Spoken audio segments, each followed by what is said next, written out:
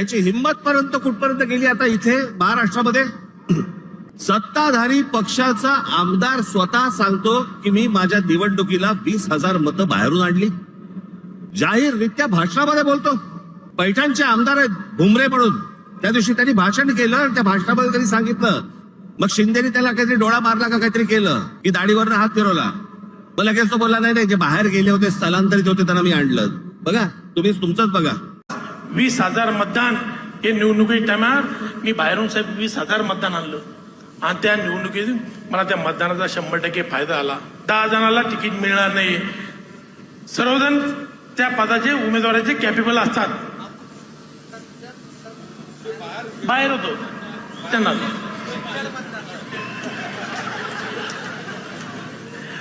माझ्या मतदारसंघातलं 20,000 मतदान हे बाहेर स्थलांतरित झाले होते. त्या लोकांना मी मतदानाच्या दिवशी घेऊन आलो साहेब. बेधडक सत्ताधारी पक्षातले आमदार तुमच्या नाकावर टेचून बोलतायत.